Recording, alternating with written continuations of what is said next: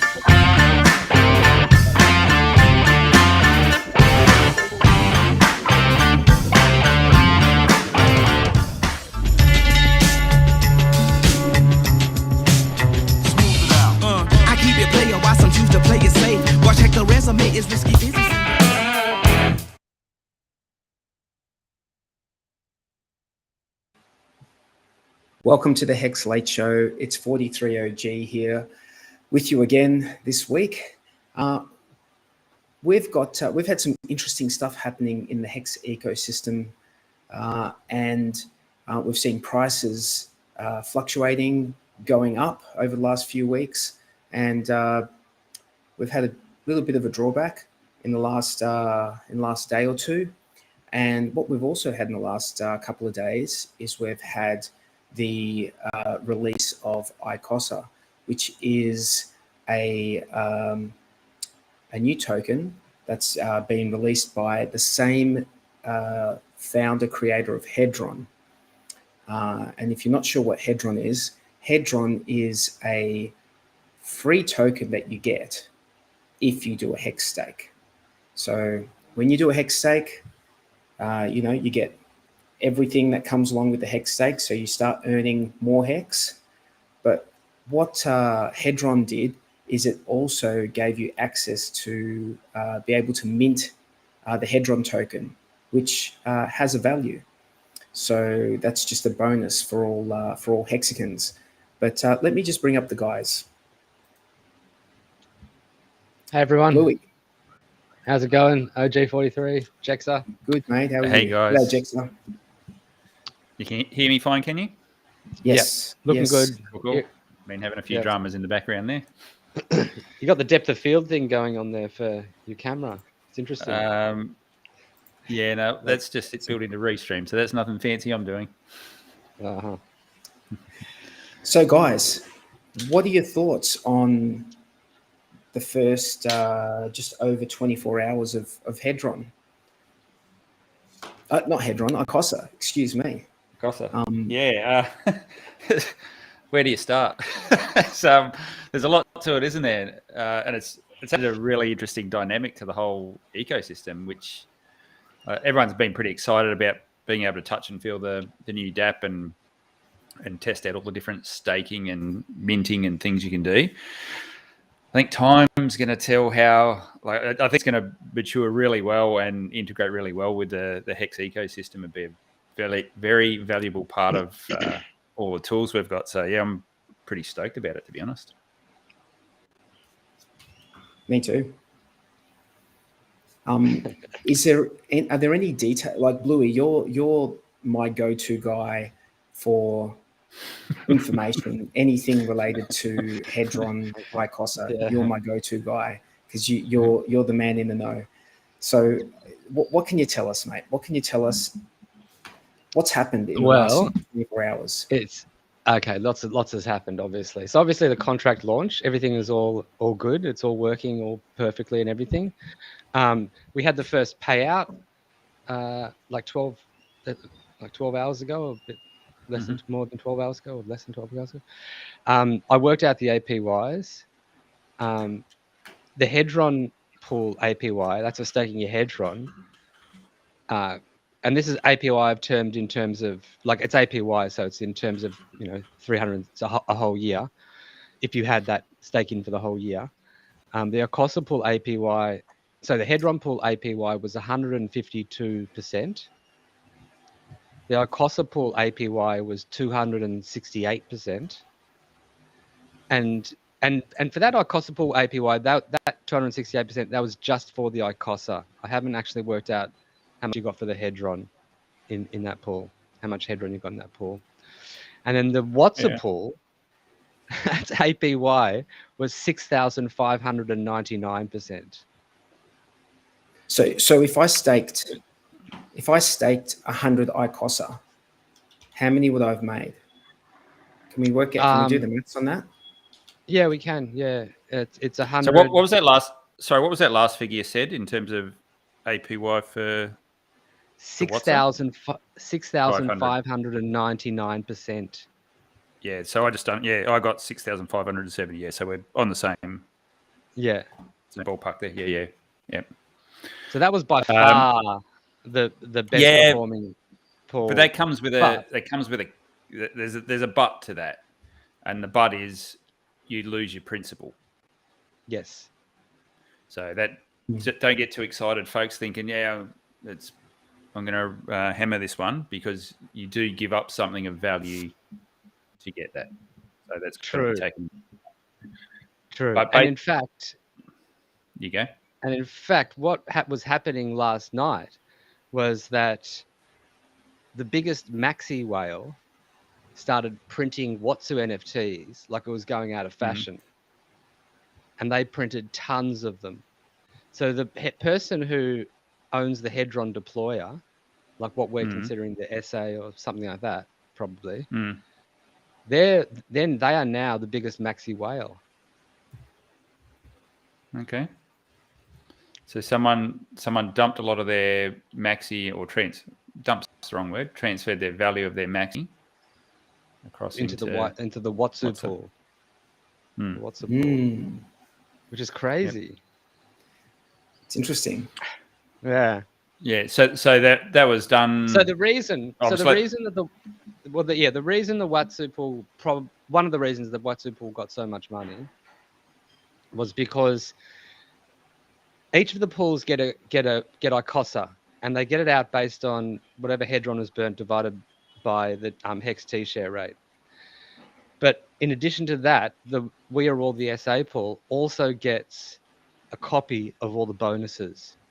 So when people send in an HSI to sell and they have it's 5555, they get a 10% bonus. If there was a launch bonus, they get that bonus. And then when they end a stake, they'll get a bonus depending on what they are in the league. So a copy of all of those bonuses, and so because so many HSIs were made, like we had over 2,500 HSIs made and sold for Icosa. And so all of those bonuses got copied and were given to the people in the We're All the SA pool. So can I just point out that with that percentage that you said before, the 6,600% return, if I'm not mistaken, that's 18% per day. Yeah, correct. 18% per day currently paying. So you've got you essentially sacrifice your HSI, or you sell your HSI for Icosa, and at the moment, well, based on yesterday's figures, you're getting 18% on whatever you had staked. No, that's not the HSIs. That's for the We Are All the SA pool. So the We Are All the SA. Yeah, that pool only receives. Dude, there's so much going on with this stuff that if you haven't got it clear in your mind, so yeah, that's right. We're all the SA. So you give up any principal that you give to that pool. So and in return, you get you get yield. You get an NFT, and that NFT represents a share of your pool, a share of the pool.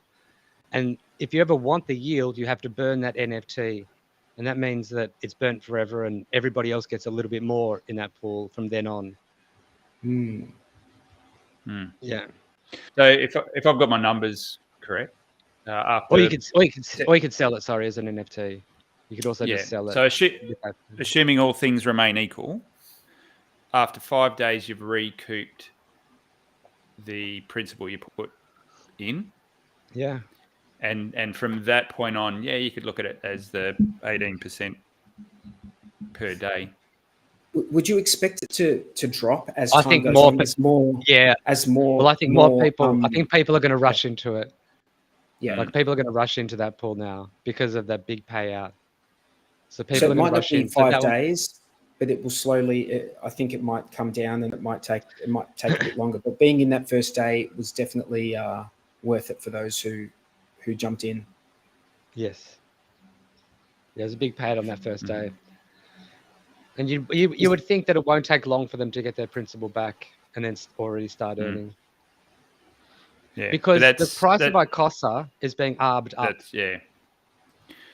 That's the thing. It's based on ICOSA at a particular price. And I can't remember what price it was when I done those numbers. But obviously, if the price of ICOSA drops, then it's going to take longer to recoup that. And obviously, the thing is that it's incentivized for people to arb up that ICOSA price and to arb it down. It's going to stay within a very tight range, I think, because if you're wanting ICOSA, the first thing you're going to do now is go to Uniswap, see how much it costs, then calculate how much it would cost for you to buy that hex, make a HSI, sell it to the contract, and how much ICOSA you'd get. If it's underneath, then you just buy it on Uniswap. And if it's over, people start arbing it. So people start just making little profits until they push that price down. So that's very similar to like the adoption amplifier dynamic, which was taking place when you could still send money to the adoption amplifier, or Ethereum to the adoption amplifier, or you could go onto Uniswap and buy hex, and it stayed within. They were always very close. Because of that arbitrage that was happening. Okay, so we're probably getting into the weeds a little bit ahead of ourselves here, or do we keep going down this track? Let's just keep going because okay. All right. So you talked about arbing up the price of, or there is an arb opportunity on ICOSA. What sets the value of that?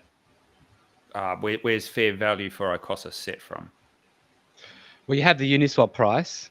That's how much you can get for a Uniswap immediately for a swap. That's spot. Yep.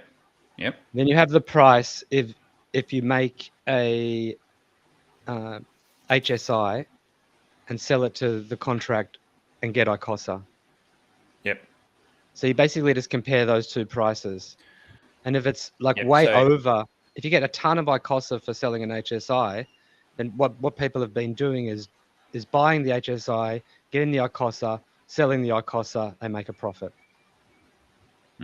Until they've sold that ICOSA down so that it's no longer a profit. Yeah.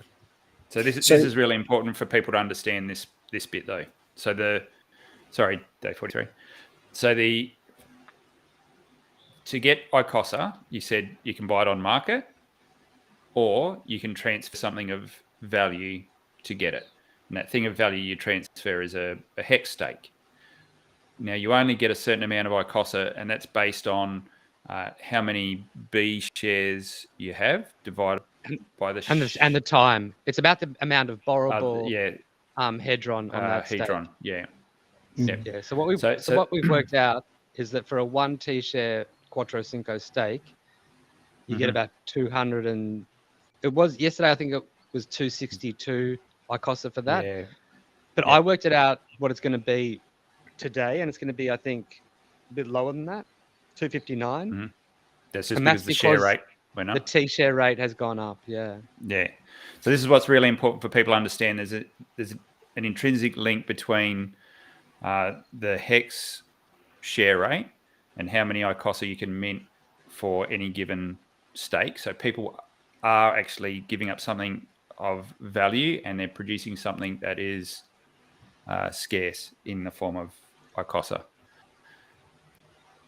There's only Sorry, you go, Day 43. I was just going to say there is another way, as far as I understand it, that you can earn ICOSA, and that's by staking your liquid hedron.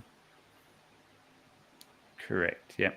So if you just have liquid hedron and you don't really feel like doing all the other stuff, your HSIs that you have, you don't want to sell them, or you don't want to go into the NFT pool or whatever, you can just stake that hedron. And am I right in saying that it's like how long that minimum stake length is dependent on what you're classified as? Like if you're yeah, you know what? There's been a bit of confusion over this, and it's because you're actually two separate animals. Because you have your position in the pool, and then you have your position in the overall total supply. So the way it's worked out for entering the pool and for leaving the pool has got nothing to do with your share of the pool. It's got to do with your share of the total supply.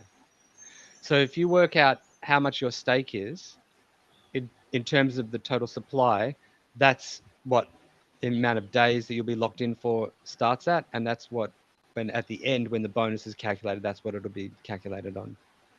So that day stake doesn't vary. If you go in at a particular animal level, that's the way you stay for the entirety of that stake, and the duration doesn't alter. No, you might change depending on the total supply. Okay. And your stake.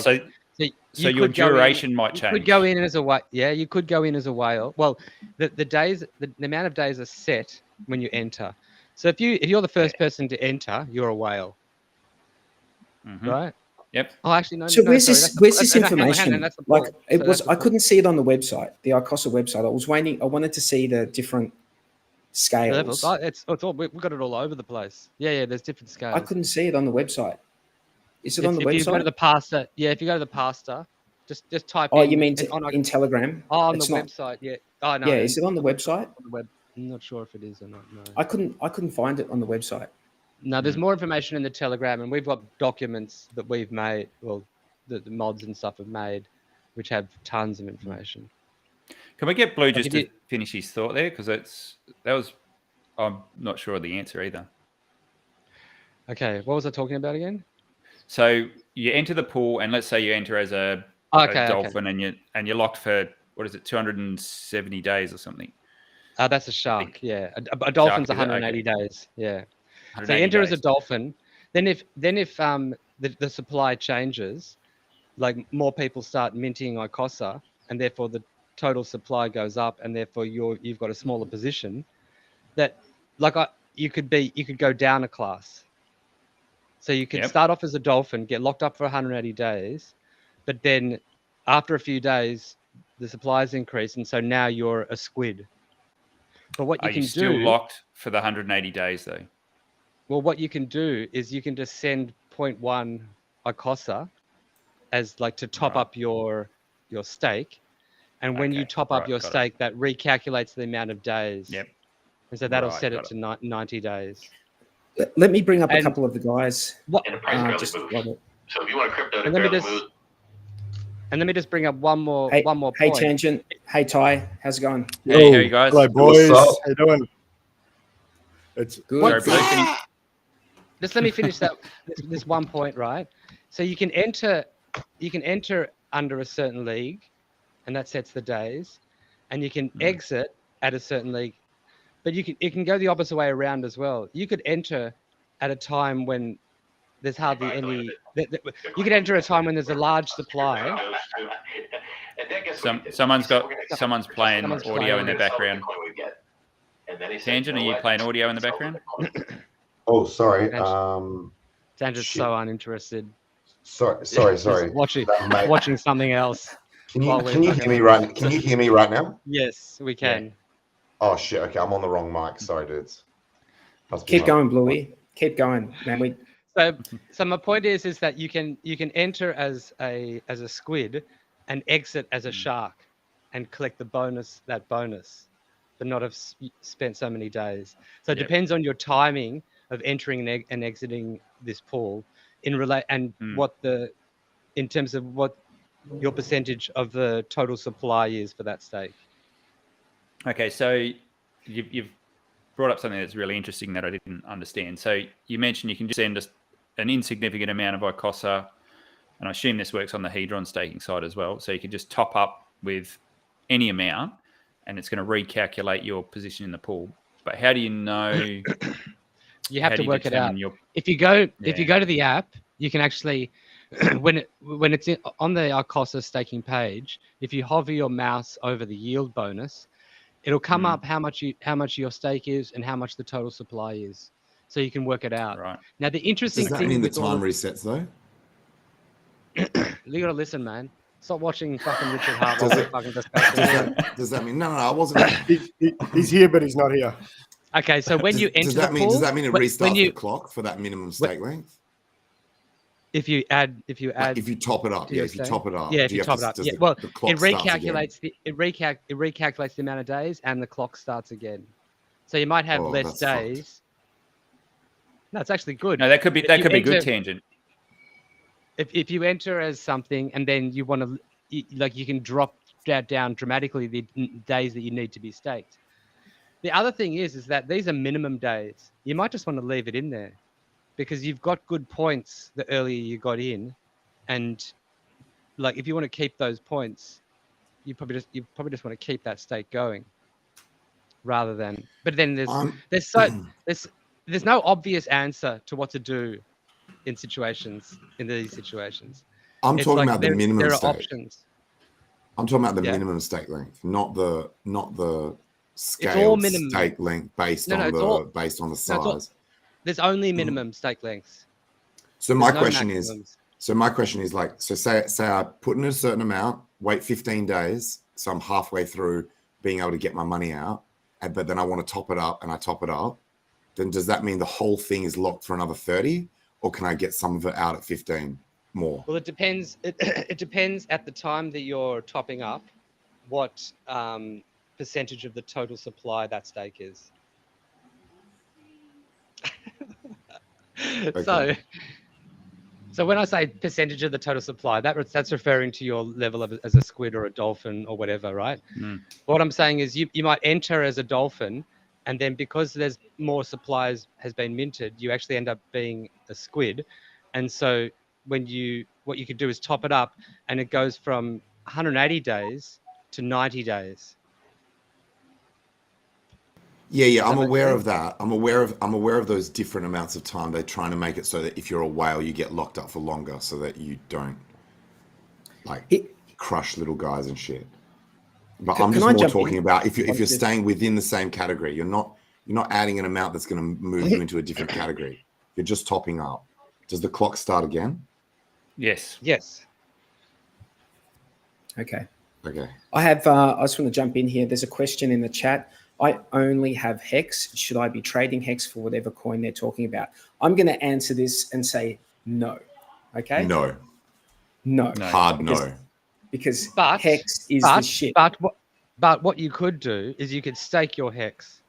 And if you stake your Hex, you can earn Hedron for free. And if you earn Hedron, if you've got Hedron, you could stake that Hedron and earn the ICOSA for free. So at the simplest level, that's what Hexicans do. They can get free money and then go and stake that to get more free tokens. Yep. So if you don't know what we're talking about, you've got a steep learning curve ahead of you. So that's fine, because what we're talking about is really the sequel to Hedron. So you've got Hex, and there's a lot to learn about Hex, and sounds like you probably got your head around the Hex side of things. Now you need to learn about Hedron, however you want to pronounce it, and how that works. And then this is the evolution of Hedron with the addition of a token called ICOSA. So they all tie in together very, very closely, even more so now that ICOSA is launched. But don't just randomly jump into this stuff. Understand what it is, what it's doing, the ramifications of it. The other good thing that's come out, the really good thing that I see that's come out of this, is we've got another Hex front end staking site now in ICOSA.pro. So what you can do is, if you're only dealing in Hex, you can still go to that website and do all your native stakes, end stake. You can do all the important Hex stuff there, which is great. I mean, we've seen the pitfalls of not having decentralized infrastructure when it comes to things like Tornado Cash. So the fact that we've got multiple front ends in the icosa.pro front end, and you've got the hex.com. You've also got, let's throw what are the other ones that are out there for Hex? I think it's backuphex.com. I think backuphex.com. Stake Hex today. Stake Hex Stake. today. Can you stake? And do no, not yet. Not yet. You sure? I thought that went live. No? Did it? me- Okay, I was can on there check. the other day. I didn't notice it, but yeah, I hope so, because that's a cracking site as well. Yeah, it is a cracking site. That's a Kiwi dude who built that. Then- yeah, right. It's a very cool site. Yeah, so Bluey told me that Alex was perhaps going to come on to the show today, but it is early morning for him. So, maybe a bit later in the show, maybe. We'll see. We'll see. I definitely sent Alex the link, and we'll wait and see if he is able to make it on. I think we can forgive him. He's probably been a little bit sidetracked of late. Yeah. Yeah. Just a He's little. pretty slammed. Yeah. But you know what? Come on this show and explain to the audience what's happening. Like, we want to know his perspective, especially like a day after. Like, what is it working as designed? Is everything the way he wanted it to be? Are there any surprises? That's got a feeling sort of it's stuff that we want to. Yeah, I've got a feeling it's exceeded his expectations. I mean, if I look right now on how many HSIs have been sold to the ICOSA contract, Thousands. It's 2,802.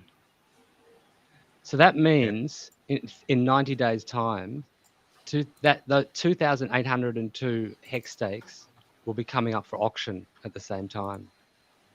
In 90 days. In 90 days. Yeah. Wow. And So, bargains afoot. It'll doubled. And you can only buy those. You can only buy those when they come up Hedron. for auction. You can only buy them with Hedron. So, I expect a Hedron pump in 90 days. That's just what I'm saying. I expect a Hedron pump in 90 days, or maybe it will get front run. Maybe it will get front run. Yeah. 85 days. So I think one of the components before ICOSA was launched with Hedron is, I don't think we're seeing a lot of those HSIs go into liquidation mode. And Well, it was just ones that Wales was sacrificing in order to. That's right. Yeah. Get it all going. Yeah. So that's right. So this is rocket fuel for that process, which hopefully should drag the price of Hedron up, because you're buying something of value. You're buying something of known value. Yeah, but we know how much a hex stake's worth. Yeah. So you can put a dollar value on that. So now someone as a minimum is going to have to sacrifice, you would think, at least the same dollar value in Hedron to get that stake. The thing is, right, they've been going for a premium. Like, very, very, very rarely do you actually get a bargain. It's quite interesting, right? On those auctions. But that was on a more limited playing field. Now this is a bit there's more 2,500 of them. Well, that's it. 90 days, you got 2,800 all come. Well, 2,500, and then the next day another whatever happens today. And in Pulse Chain launches, it doubles. Yeah, and let's be honest, Blue, when you pay off when you first pay off those borrows, it's like nothing to actually get them. So if you pay off the minimum amount and no one else bids, because there's thousands of them, I mean, I'm not sure what's going to happen, but like, you could get a good bargain. Even if you just put in a price for half of what it's worth, I think that could snap up bargains because there's going to be thousands of them. I think there'll be a lot more attention being paid to the auctions this time around. I think only the hardcore Hedron dudes were paying attention to that, but now there's a lot more going on, and there is that real value you can pick up. My thoughts are, I think people will pay what the stake is worth. Like, it doesn't make sense to pay more because you just go sell your Hedron on market to buy a hex to do the stake. So I don't think they'll go for a premium. They should go at market. Or maybe less. Because there's a lot of them. Yeah, maybe because there's a lot this time. Maybe a little bit less. I think they'll go for less, man. It's just demand and supply. I mean, you'd need to have a huge amount of demand out there. So unless that demand gets created somehow. Hey, this is a good comment by Par Excellence. All the 5555 HSIs being created are increasing the average stake length and reducing the available supply. So great fundamentals for Hex too. Mm-hmm. This is true. I mean, the thing about Hedron and ICOSA is it's built on top of Hex. It doesn't exist without Hex, and it's built on top of Hex. And the way that it works really does. They're fundamentals for Hex there. You know, it reduces the supply of Hex because people are minting these 5555 HSIs to get the maximum amount of Hedron that they can in that HSI. And, you know, I guess some people are then selling them to get ICOSA. Mm-hmm. Yep. So there's some really cool. I think this is that final piece of the puzzle that Hedron needed, and from what I understand, Alex had thought about this many moons ago. The more I hear about it, the more it sounds like he planned it. He had a lot of this stuff a long time ago. Yeah. Well, one of the comments I heard him mention was that the code actually had additional features in it that he put in, and people questioned why they were there. But he didn't sort of allude on to it too much. So he's obviously had forethought about this and what was required to be able to bolt this in. But it really Doesn't the logo give it away? The logo was an ICOSA Hedron logo, right? It was actually, I think it was originally going to be called ICOSA. Like the first one was going to be called ICOSA. But then at the time there was a scam called ICOSA. And so he had to change it. But now that scam has gone away. So he can take it back. Yep. So, Louis, you know anything about this, like any idea on numbers, like how much Hedron is going to get burnt in 90 days? I don't know how much Hedron... Well, I mean, the thing is about how much Hedron gets burnt is that people will bid for the auctions, and so they bid up the prices. So in order to work out how much you think of Hedron will get burnt, you probably have to work out the fair market value of each and know that in terms of Hedron to work out how much Hedron is burnt. But at the base level, I think it's going to be like easily $1 trillion, probably a lot more. That's at not the moment. Insignificant. At the moment, if you take out the OA and the SA, about 50% of people have staked their Hedron. About 50% of the Hedron is staked, which is pretty high, you'd think. So sorry, say it again. 50% are not staking. If we take out the SA, and the OA, maybe the Godwild too, I'm not sure. About 50% of the total Hedron has been staked. Wait, Bluey, does the Hedron that is, say, available to someone to mint, but that they haven't minted it yet, is that included or excluded from that supply that you're doing on that calc? That's not included. So not included. So theoretically, it's not quite as good as it sounds because there's Hedron that people could mint and sell. Well, people have been minting like crazy. I know. I'm just saying that there's a supply there that's hidden by the fact that it's not minted yet. But well, it could be minted with the click of a button. Yeah, there's potential supply. Yeah.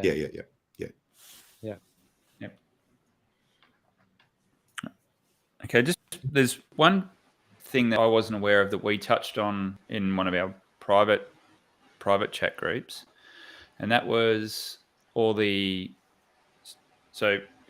the amount of ICOSA that is released to each pool is worked out by taking the amount of hedron that's burnt and dividing that by the current hex share rate. And that gives you, the amount of hedron burnt daily divided by the current hex share rate. And that gives you an amount of ICOSA that is distributed to the 3 staking pools. So the WhatsApp. Well, each pool kind of earns its own version of that.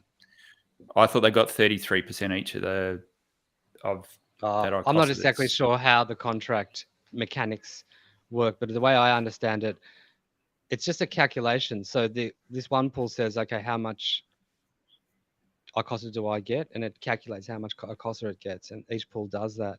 And then, and because the WhatsApp pool also gets a copy of the bonuses in addition.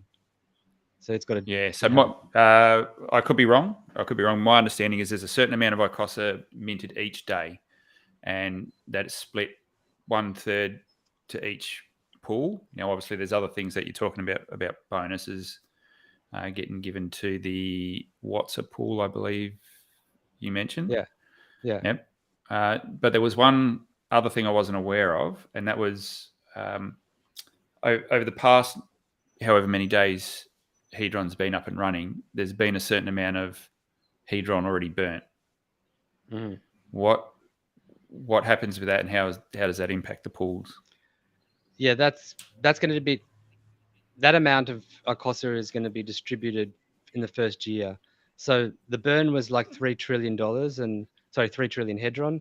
And so then that 3 trillion divided by the share rate each day is 1/360th is distributed on each of the days of that 360 first year, that 360 days. Okay. So right. So hang on. So there's a lot of inflation in the first year in the ICOSA pools. Yeah. Or on ICOSA. Yeah. Yeah. So when we talk about Hedron that was burnt, it was any actions that the SA's taken to use the benevolence feature. Is that correct? Proof of benevolence. That's the burn. Yeah. And anything borrowed that's paid back. That's paid back. Yeah. Or so we've got right. So we've got 3 trillion odd Hedron sitting in that approximately that's been burnt. Has been burnt. Yeah. Yep. And so a portion of that is going to turn into ICOSA and distributed each it's day just used, that number is used as on the basis to create ICOSA and distribute it. Yep. And so that's a one-time first year event. Yes. Okay. So so do we know, is that visible anywhere? Can we see where that's playing out, or how do we know how much has been burnt and how the ICOSA yield for that day is being created? Is there any way to view that? You mean what happened on this day? No, I'm not sure at the moment. Okay, no, that's cool. Yeah, so that was one thing I wasn't aware of, and I guess unless you've been spending a lot of time in the ICOSA chat or the Hedron chat, you're probably not aware of that as well. So that is think of like a big payday, I guess, if you like. So that first year, there's going to be a lot more ICOSA distributed to the... Yes. Sorry, I shouldn't say that, because if the system grows, there could be substantially more ICOSA distributed in subsequent years, but just understand there's that extra kicker for the first year. Not really. I mean, if the system grows, you mean if tons and tons of Hedron starts getting burnt because people are borrowing? Yeah, that could happen, and then eventually you get the AMR bonus kicking in if that phenomena happens. And I think that it'll drop off quite heavily after that first year, the amount of yield that you're earning in those pools. Yeah. But who knows what happens with the prices in that? Yeah, there's a lot of moving parts to this, and the market's going to ultimately decide. Did you see the on the gas guzzlers? We were number 2 with all the NFTs and HSIs. And Yeah, I think Jexa tweeted that out. Oh, did Yeah, you? yeah. I'll just have a quick look and see. Yeah, no, I think we're up to 6,500 NFTs right now. Yeah, so I think we've Just quietened under. down now. Something. I think. I don't think you something guys else won is- before when I told Jexa, but one of the intriguing things that happened yesterday was the biggest maxi whale started minting a ton of NFTs. She started distributing it to different addresses and then just minting a ton of NFTs. And they've basically given the maxi over to do that. And I think the amount of maxi in the pool is like about a fifth of the USD value of the whole pool at the moment. And anyway, that means that the Hedron deployer is now the biggest maxi whale. It's pretty crazy move, hey? It's showing a lot Super of confidence crazy. in Giving up your maxi for the Watsu NFT tokens that you need to delay the gratification of indefinitely. That's like, yeah. I mean, I wonder if there's a play. Mad. Because it's getting so much yield, I wonder if there's a play where you just literally put in to like a certain amount of money, and by the end of the 14 days, you'll be in profit just by say that again. burning the NFT. Well, I wonder if like if you put $1,000 in and you're getting this amazing APY for 14 days, at the end of the 14 days, like you might have exceeded your I see what you're saying. principal, and it can and then he could just rebuy all the maxi back and still be in profit, theoretically. Yeah. Or not necessarily maxi, but you no, could just as in like for make that some sort of particular profit. whale. For that particular whale you're talking about, they could just get back all the maxi that they put in by just rebuying it with the yield. Yeah, but the thing is they wouldn't, because they'd have to burn the NFT, and that means it'd be a stupid move. But wasn't that the whole theory that you were outlining? Short-term play, just put it in for the 2-week period, pull it out. It could at be a mad profit, get back your assets. I mean, I don't think they would have. I thought that's what you were saying. Yeah, will they burn them or will they sell them? Maybe. Well, if it's that massive, you might not be able to sell them. Yeah. Maybe you can. I don't know. But what you wouldn't let it run so many options. It'll be such a huge amount. It'll be such a huge amount of ICOSA. You might crash the price trying to turn it back into maxi. Yeah, but you wouldn't run it. So if you were going to do something like that, the play would be, okay, you go in hard day one, run it for 12 days, say, destroy your NFT, and then rebuy another one before the 14 days end up. So maybe it's hard, hey? Yeah, because then they have a big bag of ICOSA, you're just gonna dump it and then dump down the price. Like, I don't know what that move was, but I'm imagining that they're going to the Watsu pool. It's a long-term move. Not necessarily. Not necessarily. Is the lock only 12 days, but the thing runs for 14? So you can burn the NFT and buy another one. No, I thought it was the same length. You can buy as many as you want. After 14 not from the same address though. A video I saw by David Feeder said that it's one per address. No, you're getting confused with that changed ages ago. Pools too. And that's the Hedron and the ICOSA staking. You can only have one stake per address. But the NFTs you can buy, the Watsu NFTs you can buy tons of them. Oh, okay. But then after 14 days, that's it.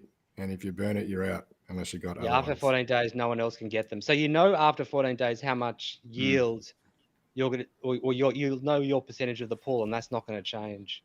Yeah. So that's maybe why that's been a very attractive pool as well. No, but it does change as people leave. It changes, right? Oh, you can only go up. Your share can only go up. That's right. Yeah. So that's the worst case scenario. And then if someone leaves and burns it, then you're getting more. You get more.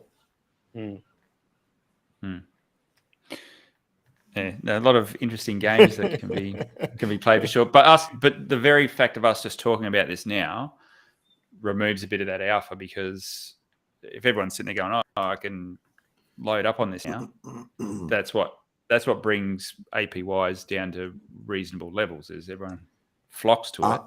Are there any advantages from getting into it earlier in that 14-day period, other than the yield that you will generate in those early days when the pool is smaller? Other than that, is there any other advantage or bonus from there? No. So other than that, it's any time throughout that period, it's the same shit. Yeah. Yeah, pretty much. Yeah, depending on what you're putting into it and the USD price of that going up and down over that 14 days. Well, your position, your position in the, especially in our case, the staking pool. They're all external. They're all external though. Like as in the price of what you're sacrificing into it is an external factor. I'm more meant internal. Yes. What were you saying, Ty? Sorry, Ty. But like with the ICOSA pool, I noticed yesterday minimum staking length's 30 days. And if you put in more than 12 ICOSA, it went to 90 days. And then I noticed today it's readjusted down. So it was down at like 7.5 ICOSA. Anything above that, it would go to 90 days. Okay, this is the variable. This is the other interesting thing, right? When you stake ICOSA, you're burning it. So that's taking it out of the total supply. So the more ICOSA gets staked, the less total.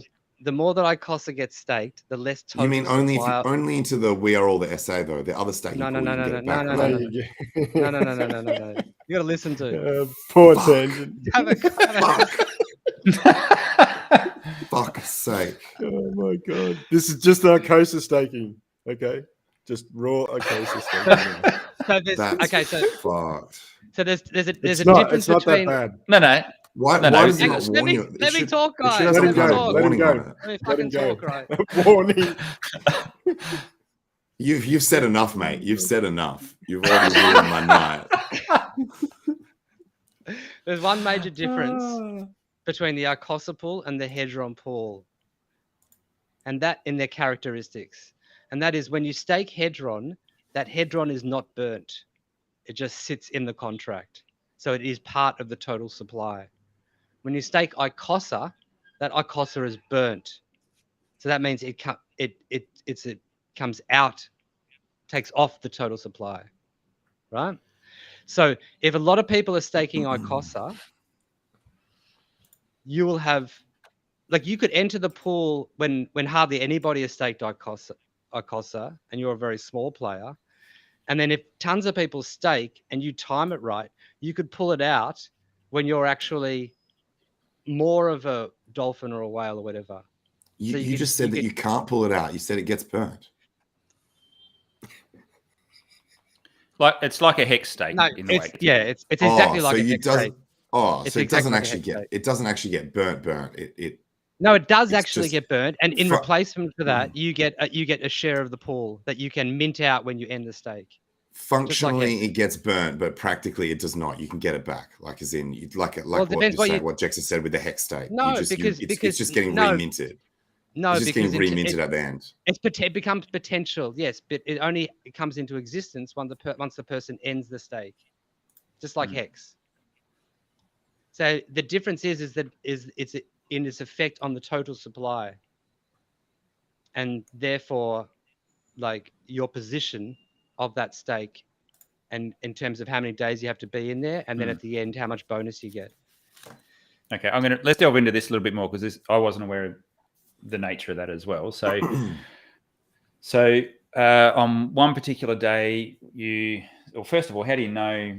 I can see the pool size, but I can't see how much total supply is. If you hover over the yield bonus, it'll come up. It'll tell you the total supply in brackets that is the current total supply. So when you enter that ICOSA staking pool, your position is calculated based on the total supply. Is that correct? That stake in terms of the total supply, the percentage of that stake of the total supply. So like we discussed it earlier on, so if the total supply of ICOSA increases over time, then you top up, that'll reset your days and it could reset them lower. Shorter, yeah. But if But if there's a whole bunch of ICOSA that is getting staked, then the total supply, the circulating supply, right. Or total supply. It's total supply.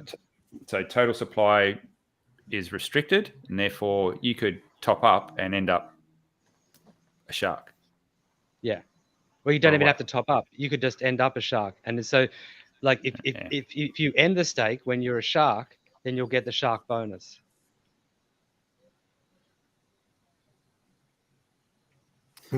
That seems counterintuitive.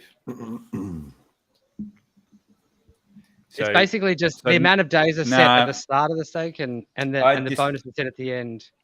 Okay, and this is coming from a place of ignorance, but I disagree based on the fact that you could enter as a shark, and then more and more people stake, reducing the total supply. That means everyone gets lifted up as being a higher tier. That doesn't make sense. You should go down a tier. No, less supply. It's because it's not of the pool. It's not a percentage of the pool. It's a percentage of the total supply. That's how it's worked out. Okay. So your pool position is completely different, completely separate. Seems counterintuitive because it'd be that sort of tends to suggest that there'd be more people in the pool because more has been staked, so total supply is less. So the more people that go in the pool, you should have a smaller portion of the pool. You do, yeah. You might be like a squid in the pool, but a dolphin in the total supply. Shit. Okay. Oh, you've just confused Tangent more. Look, I'm not confused so much as just questioning in my head whether this is just like a bit too complicated to onboard people to. In terms I had this discussion with Spaces yesterday. Is there a real world financial product that's anywhere near this, that's anywhere close that you could say it's kind of like this but with a few differences? Or is this just completely, because there's so much circularity to what is going on here. I'm just like, fuck, man. Like if semi-intelligent or semi to highly intelligent people are struggling to kind of like to be able to like see the path mentally of where the funds are going and what the shit is doing, then it becomes increasingly high risk that something could be going on here that people don't understand. Listen, I'm not saying from a scam point of view. I'm just saying like this is the next level IQ test. It's a process to understand. So like maybe we should just be thinking about each of these things completely separately and trying not to conflate them. Like just because some of these things, this actually might be a way to simplify it. Just because some of these things use the same products, like that, you can stake this, you can stake that, and there's a bit of like group shit going on because it's like Hex related, and you get Hedron from Hex. Maybe we need to isolate those aspects of it. We need to isolate the fact that you can earn Hedron off having a Hex stake, and then just think of the staking pool just by itself. So then it's just like other staking pools, and you're like, you literally just stake here, you get this incentive token, that's it.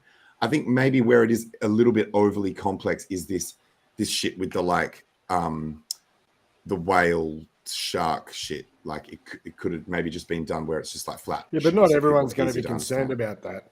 We're going to be probably more for the the techie geeky.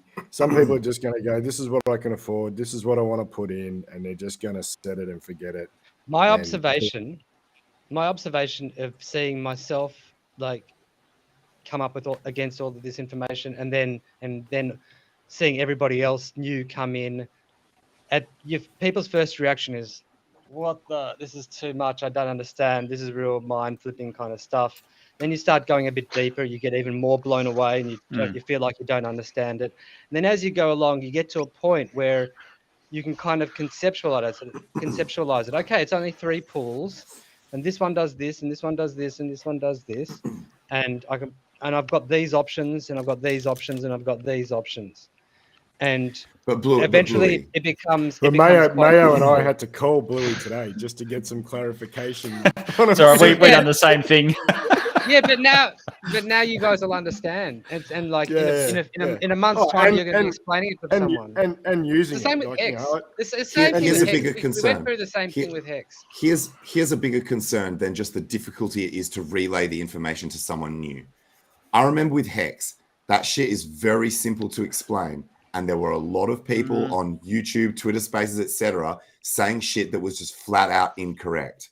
Can you imagine with something this complex, how much possibility there is for people to say the wrong shit about how it works, and then how much corrective action needs to be taken from people within the community being like, no, it doesn't actually work like that. And then disputes on how it actually works. Dude, you know what I mean? been witnessing. Hang on. This is a really good point. This is a really good point, right? All of crypto is actually a revolution in education, right? It's actually about us teaching people how to do things. It's about the first movers teaching the next people who are coming in how to do things, teaching them what the fuck is bullshit and what is actually legit and all of that kind of stuff. This, and then me watching people come into like the Hedron and Icosa chats.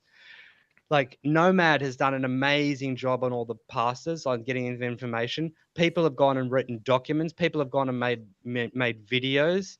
And that's good. And as soon as people come in, we can see them. They don't have it. They're clueless. And then over time, they just have to get the information. And that process of getting that information it's been beautiful. And it's because of all the mods in the if chat. it's well documented by people who definitely know, then it's probably fine. So that people should just go, and then rather than explaining it to people or attempting to and probably fucking it up, people should just be like, look, you need to go and read the documentation. If you rewind 2 years, these are the exact conversations that we're having in the Hex chat and the Hex Pro chat. Everyone was bashing their head around the really fine details. Now, do you need to know that to know what Hex does? No, you just know you stake it, you get 38% yield if you lock it up for average stake length. That's as simple as it needs to be. That's a good point. There's people who get out and have like a 200 staking ladder and have all this mathematics and all this timing, and then there's other people that just go, I'll just do 4 stakes a year, 1, 2, 3, 4 every quarter. They walk away. So you can make it as complex or as simple as you want, and I think you'll get that in this situation as well. Yeah, it's like anything. So some people want to learn how a car works. Some people just want to get in the car and drive it. And we're obviously on what we're discussing here is more about how the car works. You don't need to. And some people drive without knowing how to drive. Yeah. And some people get into fucking accidents. Good. That shit happens. I will say, I fucking love the website. The website is tight as fuck, and it seems to load up everything faster than the original Hedron website. Like the loading time seems to be more efficient. The design of it is efficient. It looks amazing. Having everything in one place is fucking incredible in terms of right from being, because you can do native hex stakes as well on there. So while I may have sounded slightly negative before about the complexity level, I will absolutely be using this as my go-to website for all hex and Hedron related shit, you know? So I've got a question. I've got a question for just going and observing, you know, what's going on in an address that's interacting with the ICOSA contracts. Contract or contracts? It's one contract? One contract. I think there's a couple of... there must be multiple. It must be multiple. They're all the ICOSA contract. The Hedron has 2. There's a Hedron deployer and Hedron, but the ICOSA is just one contract, I think. And the WhatsApp contract though as well, isn't it? Yeah. Is there? Yeah, you're right. The WhatsApp is separate. Yeah, right. All right. So the question is, at the moment, as far as I know, you need to connect up a wallet to a website to see what's going on with that in an address. I hate that as my only option to see what's going on. I like sites. I mean, the website's awesome, but I'm saying it would be nice, right? Request to devs out there who see value in this, like I do. It would be nice to have a website where you can just enter an address and it just gives you all the information about what's going on in the ICOSA side of things. Okay, so I know anyone on the same page as me, like you just want to know what's going on. Well, it's only day up. one. I'm sure that's a front end Yeah. thing. So it's only day one. You're going to get all this type of information coming, no doubt. I'm sure it was like Alex probably just wanted to get MVP out, and then he's like, then we can probably concentrate on some more front end gadgets so people can geek out on. So a couple of comments on that. He's going to develop. Oh, sorry, go Jackson. Yeah. So first of all, StakeX today, that already shows HSI stakes as well. Now, obviously, that will probably keep getting improved, but also the ICOSA DApp doesn't even have the liquidations and auctions in there yet. So I'm sure there's a lot more work that needs to be done on all of that. And if you really want a cheeky way to do it, day 43, you can use Rabby, because that has watch-only addresses that you can put as many watch-only addresses as you like in. That's a MetaMask type extension. Yeah, correct? basically, does the same thing as MetaMask. I think it's going to overtake MetaMask eventually. It's got some really sweet features. It's the one downside is you can't plug in your own RPC settings, so we can't use it on testnet and things like that at the moment, which is a bit of a shame. But yeah, it lets you do watch addresses and things like that. Though. That's a workaround for now. Sorry, and just while I've got the soapbox for a minute, there was someone put a question in chat. What's the difference between T shares and B shares? So I'll just quickly cover that. So T shares and B shares refer to the same underlying thing, which is just shares. So in Hex, we have shares. A T share is 1 trillion shares, or a tera share, I think they call it. And B share is 1 billion shares. So that's all we're referring to when we talk 1,000x difference. 1,000x difference. Yep. So from what I can gather, I think there's going to be seeing a lot more on the ICOSA app. Alex has big plans for it in terms of what information you're going to be able to get from other addresses and other transactions. OG43, I think. Look at it's going to be developed quite a lot, and I think that the auctions have to be put on there. There's going to be a lot more. He's going to use this as the base, and he's just going to put everything on this. So, and of course the other places that if you do want information, the way that I got it's an interesting way that I got the number of HSIs that have been sold. I went to the Hedron deployer contract, and then I put in a query. I went to read the contract, and I put in a query on the ICOSA contract and did the query, and that gave me how many times an HSI had been sold to that contract. And there's also Bloxy. Like, so you can actually go to these contracts and get information, is my point. And there's also Bloxy has some great information and about which functions have been called. And then HSI Watch is more along the lines of, I showed you that, didn't I? But if you want to see how much Hedron can be minted and how much will be minted. And hopefully he keeps working on that site, because it is a good site where you can just put in any address to see it without having to connect your wallet.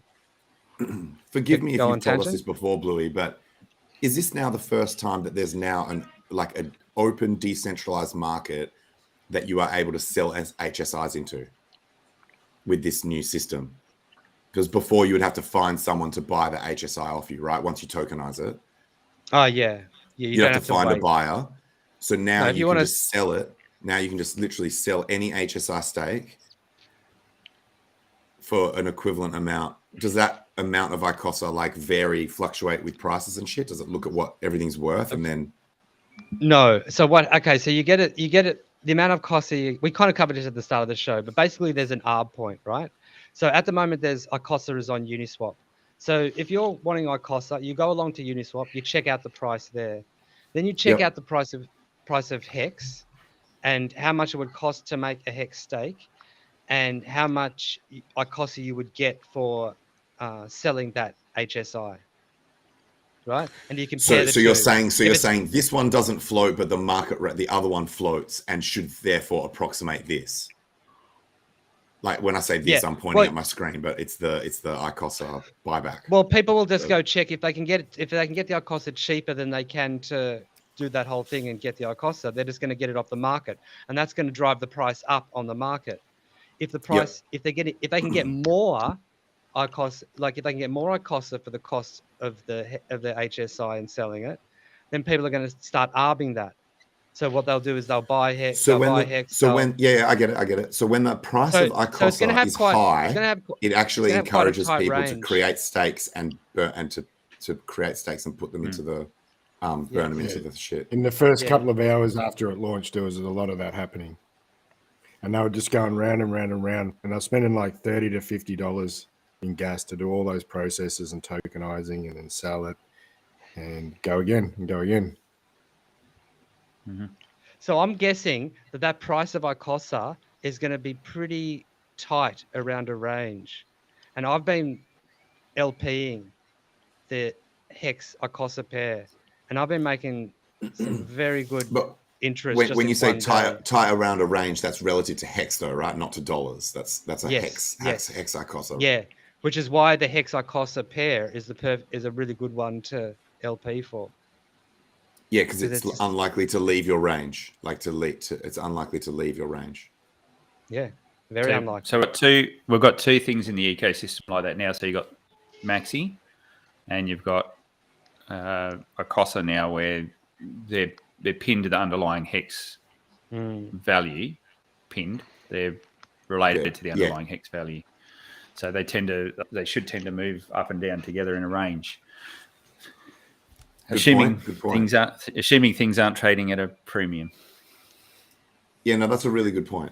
Hey, we've got a question in the chat. With all this ICOSA fun, is it better to stake native Hex or HSI now? I feel torn. Look, they're not your only options. You also have like the staker app option. You can go stake in Gnosis Safe as well, which is a different option because that's essentially like an encapsulated wallet, which is controlled by the keys, the address that you apply to it. So that's another option for you as well. So actually, I got a question for the panel. But that's still a native stake on a mobile phone.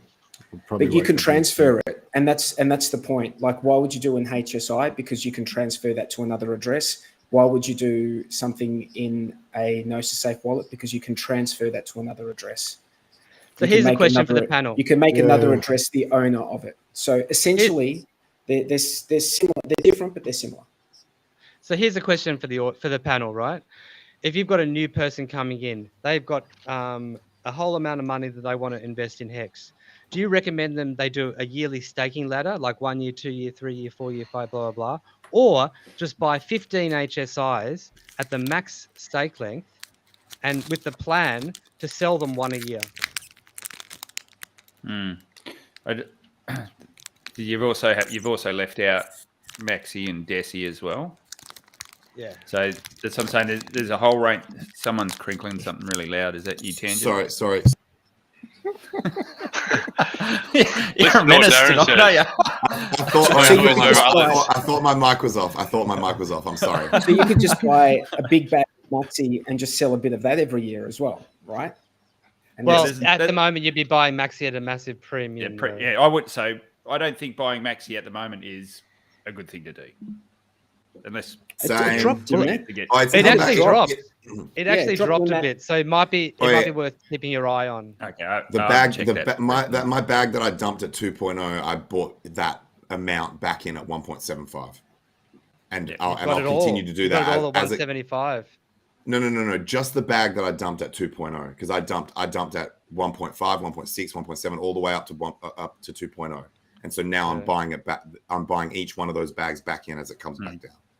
Right. Okay. So Maxi's got a few other different things going on that mean that value it gets per hex can change, because now it's going to be one that gets destroyed for getting team token and things like that. So that's going to change that underlying value a little bit, but the DESI one and we talk about HSIs, and so many options now. The way, personally, and this is just the way I'm looking at some of the things, is for longer type stakes. So if I was going to chuck something out 15 years, then I look at HSIs because there's some flexibility there. And also to get the equivalent is something like a DESI when that comes out, or the Maxi. I did get the Maxi when it came out for that reason. Hold your thoughts, Bluey. But understand, not so much with Maxi, but with Hedron, there's an extra cost of doing all of these because you're paying more gas fees for to do allowances and all this kind of stuff. So if that is an impact on how much you're trying to stake, you need to take into account. So therefore, native stakes are probably the cheapest ones to enter and exit for that reason. So if you're doing short stakes, maybe that's the play for shorter stakes as well. That's just my 2 cents on it, and I'm sure everyone's going to have a different opinion. That's a good point, Jexa. What would you consider a short stake? Like, 1 to 2 years? Yeah,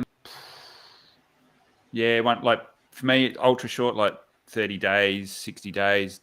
There's just no point wrapping those things in other containers. I just don't see any point to it. Even a year, like, geez, if you can't hold something for a year, far out. Yeah. No, a year in crypto, man, can seem like a long time. I agree with you on the set, like up to several months. It's like you probably don't need any kind of fancy shit, but then. And unless it also depends on your ladder. You might be able to lock up a year one when you have shorter ones coming out. But if you've only got every year, then you probably want flexibility. It's tough. But so the two things Sorry, you go. Go on, mate. I was just going to say something that's not related, but you go first. Yeah, the biggest thing one of the biggest things that HSIs give you is portability. And if you've got a native stake, you don't have that. And that can be really, really important from a security aspect and how you want to move things around. So, but the double-edged sword to that is you've got increased attack surface because you're not dealing with the Hex contract. You're dealing with the Hex contract, Hedron contract, and now the hacker can sell your stakes now. The hacker can now sell your stakes. Whereas the native that third contract you mentioned, you don't necessarily interact with that. No, contract, you don't right? have to. You don't have to. Okay. Yeah. Just a question in the audience from Buffo. How much is one Icosa right now? It's around $1.85. $2? Oh yeah, something like that. I got $1.90. Yeah, is that right? I just wanted to point out just before the sapper in the comments said this is all seems a little bit complicated. Can I just say that if you're a Hex staker, the most basic thing that you can do is mint your free Hedron that you get that relates to your Hex stake, and that's based on how many days you've served of that stake. Even if it doesn't need to be a HSI, like it doesn't have to be a Hedron stake instance. It can just be your native Hex stake that you did whenever. You can mint Hedron from that, and then you can stake that Hedron, or you can sell the Hedron, right? But at a very minimum, if it all just sounds too complicated, you can do that. If your Hedron's just sitting in your address doing nothing, or it's not minted, you can do that, and at least it's earning some Icosa for you. So that I would say that's a starting point for people. If this all seems too complicated, at least get your Hedron, stake it, and earn some Icosa. That would be my, what I would throw in. But didn't Bluey say there are some people like Mango Junkie that have got this never mint attitude because of some bonus that you might get or some shit like that? I just want people to be aware that there might be a cost, an opportunity cost or something you might miss out on. But I think the general consensus is that it's unlikely you're going to get it anyway. Yeah, we don't know if that will ever be triggered, the AMR bonus, and if it does, how long it will take. It has to be that the amount of borrowed hedron in the system is more than the amount of actual hedron. So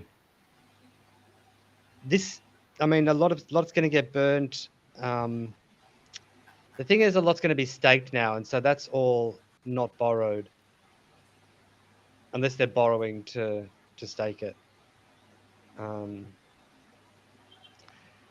What's the maths on that? Does that even work out at the moment? If you were to borrow and then stake the borrowed and then turn that ICOSA into hedron I guess again, that's borrowed. I guess that's borrowed. So but then to repay back, like, do you know what I mean? Like, to repay back the loan every 30 days at the moment, does that even would that make, and this is complicated stuff. I don't think it would make sense at the moment, because you can't, what you're borrowing isn't worth that much. It's going to have to be like how much hedron you can borrow becomes half its worth of the stake or something like that. I think it's just going to have to go up in value before people start borrowing to do stuff like that. Gotcha. Okay. I'm about to make a pretty massive statement that's going to contradict what I was saying earlier about the complexity. I've just come up with a new theory that it's possible when something is hyper complex, the only people that look deeply into it enough to understand it are going to be positive about that project, right? And so not necessarily. No. If you take the time to look into it, if you take the time to look into it, you might go, this is not going to work. This is not going to work. So to assume that people have bias because they've looked into something is like the dumbest thing I've ever heard. Well, we're assuming that the thing that they're looking into is legit and good. Like, so we're like under the assumption that the thing is something that is legit and it is good, and that if you look into it, you will be happy with what you find.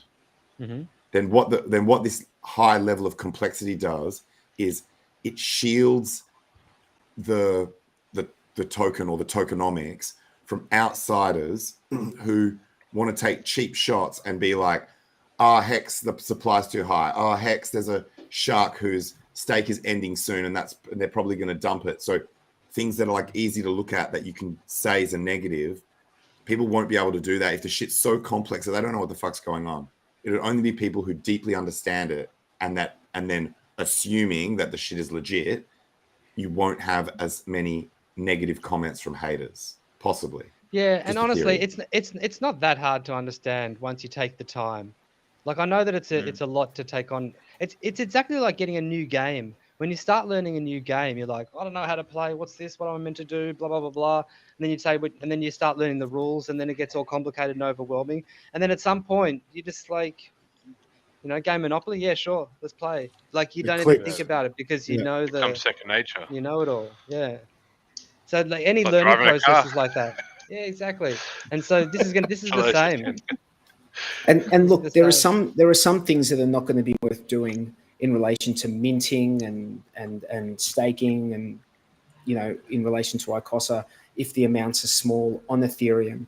But those same things will become viable options when Pulse Chain launches, because of the gas fees will just be so low. What would be an amazing thing to happen is, like, in 90 days now, we're going to have these massive auctions with thousands of them getting auctioned.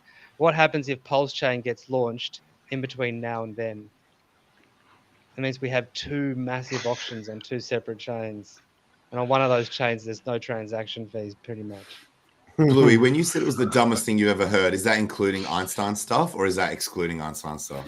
Einstein's a bit dumber. Einstein stuff even dumber. On a scale of dumbness from Einstein to you're not as dumb as Einstein, Tangent. I'll take that win. A Pulse Chain launch would just throw everything into a tailspin, man. Like, it would just completely it would just change everything. So I just want to address the complexity thing while we're banging on about that. So when DeFi was first invented on ETH, it was pretty simple. People were doing pretty basic things. You go across and look at that ecosystem now, and you've heard the the cliche, the blocks are Lego. It's all Lego pieces that they fit together. That is massively complex, that system now. Does it mean everyone's playing and understanding every single part of it? Well, no, people are choosing to use segments of it and using one particular tool. If you come into Hex, you don't have to even know what the bloody hell Hedron is. Yeah. But we're just going to have all these extra components. Well, I hope we do. I hope we continue to keep all these extra components getting built onto the system, because this is what gives you, whether you like it or not, this is a lending tool. It is, the way I look at it is very, very, if you understand liquid loans, Hedron is that for Hex. It's exactly what it is. All of the feedback loops are all very similar, the different pools. Oh, hell yeah. That's exactly what it is. Now, so you can go.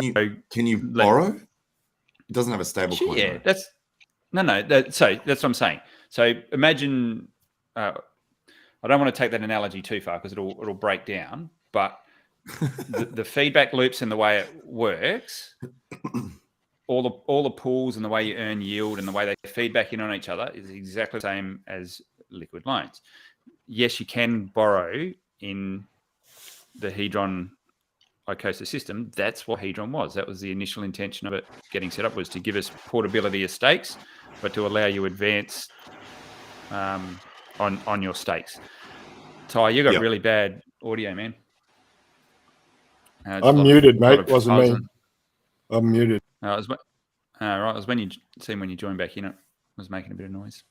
So that, I don't think be afraid of the complexity. Just understand it, and don't think you have to use all of it, but understand what each tool is doing, because we're going to get more of them. I think it's a good thing. I hope people keep building and keep using Hex as that base layer for the value layer that flows up into all of these protocols. That would be awesome. And the more of these protocols that come out, the less Hex stakers will feel like they need to sell their Hex. They'll just want to stake it longer because they've got these other sources of value, other things that they can sell instead of Hex. So there's that as well. Yep. I'm all go for all these sorts of things. I reckon all adds more value, builds the whole ecosystem, and keeps busy in the bear market. That's for sure. Well, but so this is exactly what Bitcoin's trying to do. So Bitcoin's got their store of value narrative, and now they're trying to add all these other things on top that aren't baked into the protocol, but will try and use that base layer as the value layer and the consensus layer, and a lot of things on that as well. That's exactly what is getting built out here. If we keep going down that path, that's You mean Bitcoin's trying to be more like Ethereum? Is that what you're saying? Well, listen to the latest Pomp podcast. The maxis must be losing their mind. It's just they're talking we don't need it to do anything else. So they're having a big debate. They're actually currently going through a big debate about adding tokens onto it. So onto Bitcoin. They'll be losing their shit, some of them. Yeah. It'll be on Lightning though. They'd be losing. No. This was something Torn or something, or some started with T. I can't remember what the protocol was. I'd have to have a look. And I don't quote me on that one, but I was listening to it today, and there's a bit of a heated debate about whether they should put tokens. There's two or three protocols they're playing with. One starts with S. I can't remember that. There's a couple of them they're playing with. Yeah, they're unbelievable because I remember back in the day there was counterparty risk, which was trying to build like smart thingos on Bitcoin, and they locked the Bitcoin developers locked all that down, so they couldn't do that. That's what caused Ethereum to be born in the first place. Yeah. So now that's exactly right. Now they want to circle back to start developing smart contracts in Bitcoin. While we're talking, I'll see if I can find it. I think they just wanted to make sure it was done in a way that it wasn't just going to smash the blocks, and wreck it for everyone else that's trying to use it. Yeah. So I don't think they were ever against the idea of smart contracts per se. It was just that they wanted it done in a responsible way that wasn't going to cause scalability issues, which we've seen on Ethereum multiple times throughout its history. But they still haven't. Okay. Well, but like if you say, I still haven't solved the scaling. Were you about to say? Were you about? Yeah, I thought that was what you were about to say. Like, but imagine how much worse it would have been. So if we've had times in Bitcoin's history where scalability was an issue, imagine if there'd been smart contracts built on top of it. It would have been a million times worse. But maybe they would have evolved faster. Yeah, maybe they would have changed. Yeah, but then that would typically be at the cost of decentralization and security, because that's the blockchain trilemma. So yeah, I know, but that's the kind of that's the narrative that they're pushing. Coming under those forces, then you get forced into situations where you do have to make bad decisions and bad trade-offs. I like the fact that Bitcoin has been uncompromising on decentralization and security. But they have mining pools. How's that decentralized? Tangent. I bought a Vespa the other day, dude. I bought a Vespa. And I'm thinking of mounting. No, it's not gold, but I'm thinking of mounting a Ferrari engine into it. No, you should put a Hayabusa engine in it. What do you think? Is that a good idea? Does that remind you of this discussion that we're having right now about Bitcoin and contracts? Like you're saying, fit for purpose, yeah? You want your blockchains to be fit for purpose.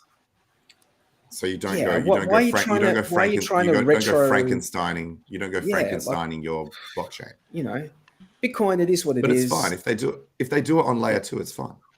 Like as in if they do it on a separate layer. Then it's not Bitcoin anymore. If it's on layer 2. Well, I guess it depends what you define as Bitcoin. It depends what you define as Bitcoin. T-Bird says you're a V. You know how Bitcoin. You know how Richard Hart sort of rips it up and says, "Well, what is Bitcoin? It's leveraging off these other technologies and other code bases." So your definition of what Bitcoin is, you know, where do you draw the line? Is Lightning part of Bitcoin? I think it is, but you know, some people would say, like Richard says, it's a different code base, different developers. So what, like these are subjective definitions of what draws the line of what is Bitcoin and what is not Bitcoin. But then if you go, is the definition of a Vespa, Tangent? What's the definition of a Vespa? Anything for me, anything that ultimately settles on the base chain it's like saying, what is the internet? Okay, is an exchange part of Bitcoin? No.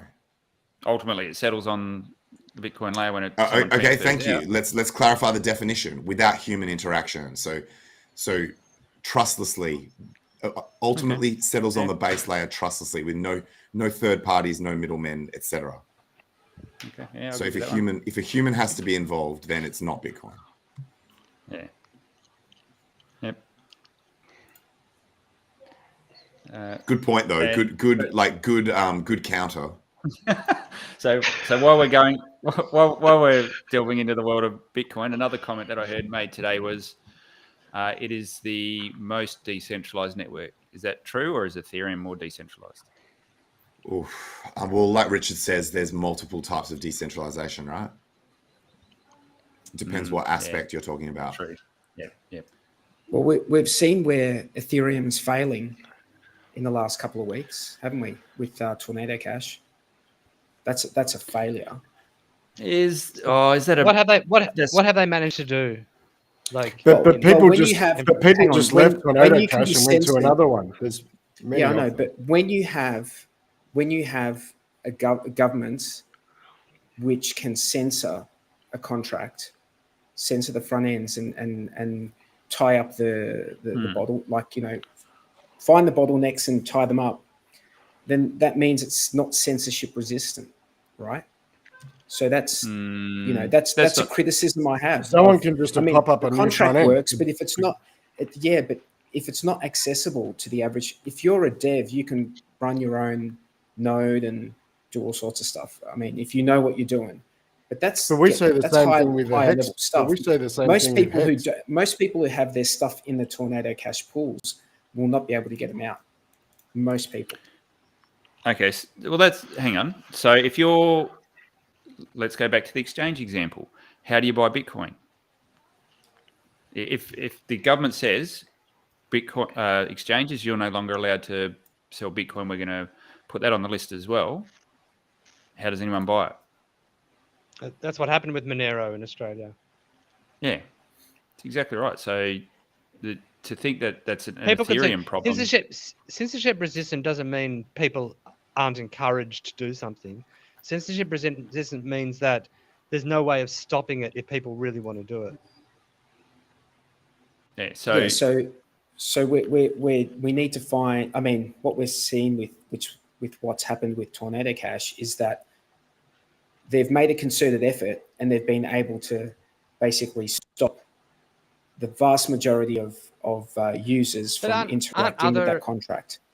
Haven't people spun up other front ends and haven't people spun up other contracts that are similar and stuff like that? But other contracts does not help the people who were in those pools.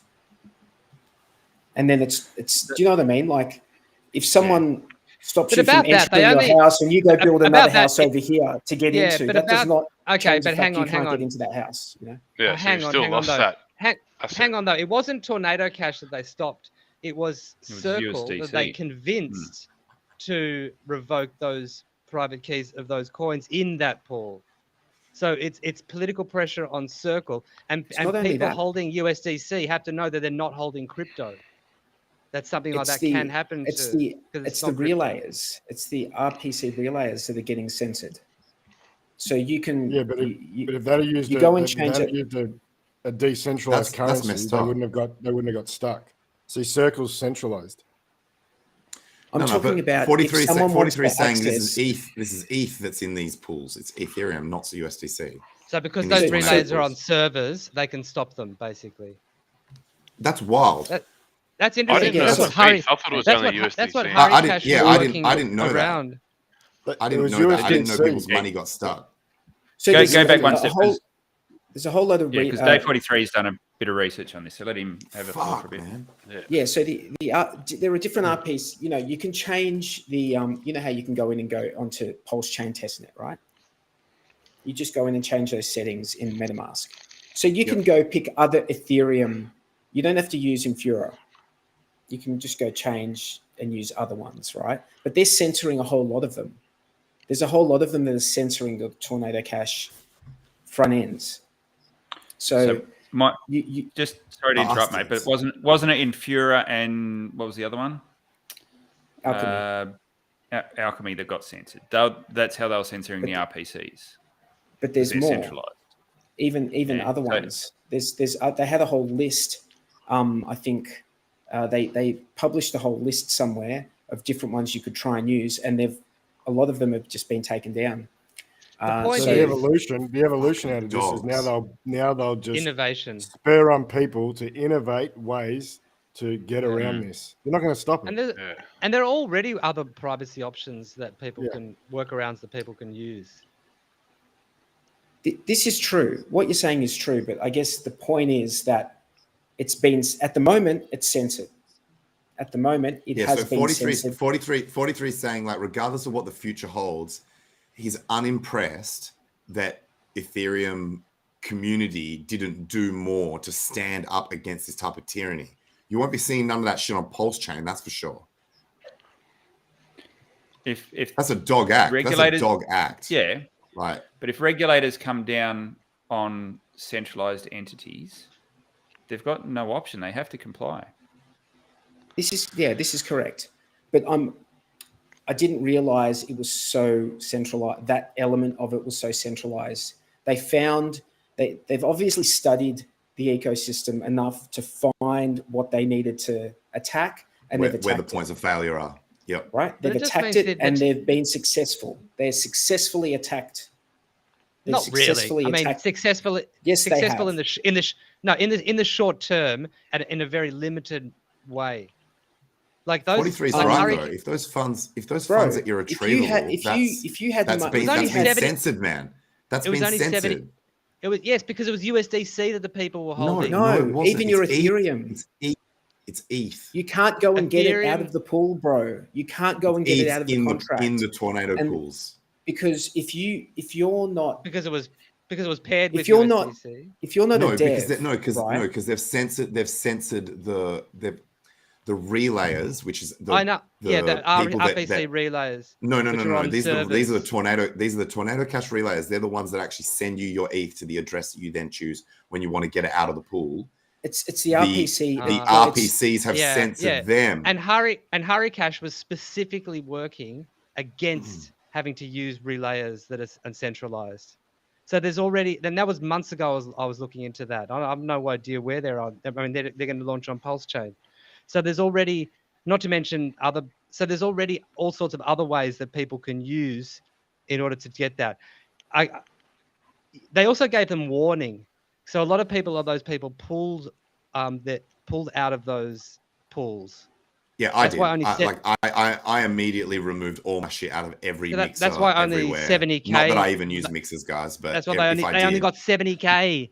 70K. No. It's nothing. Blue Bum. No. You're thinking about something else. Yeah, I think it's Bluey, you're talking about the USDC. You're talking about addresses that were linked to the team.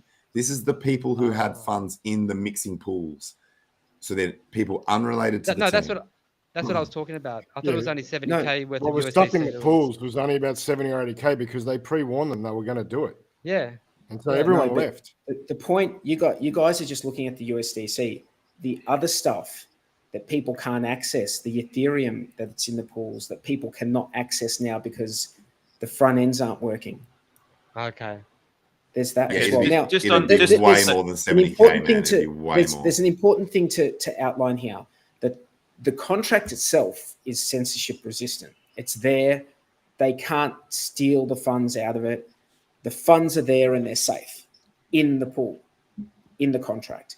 But people are not able to take them out now because there's the average person would not know how to go about it. Well, how long will that last before someone puts up a front end that's able to take stuff out? You know, that's a good question, Louis.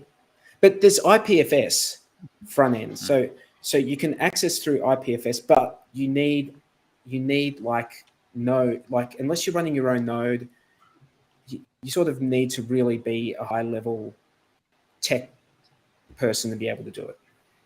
Otherwise, there's no way. There's just no way. Yeah, and then that comes right back to that scalability issue of it being so big that people can't run their own full node. This is when it becomes a problem. Because it's all like, oh, it's fine. No one actually needs, everyone can just run truncated nodes, it's fine. No one actually needs to run full nodes until you actually need people running full nodes to be able to get around bullshit like that. It's on the website, it says all predefined RPCs are down. It's probably a network error. Please select a custom RPC in settings. So the website, obviously that's an automated error message where it thinks that something like this would be very unlikely, but that's why. It's because they've been censored. Fucking dogs, man. Fucking dogs. So that's look, it's a ham-fisted it's a ham-fisted approach. It's a ham-fisted approach to trying to censor, right? It's not going to work in the long run because people will just see a barrier and they'll just work out a way to get around it. Like that's what innovation is. Yeah, I agree with that. So it's short-term, it's short-sighted, it's short-sighted, and yes, they have very, very limited kind of power to annoy people pretty much in the long term. That's what it comes actually, you know what? Maybe it's great that it's highlighted how centralized that was and that the Ethereum community will be like, that's actually not cool.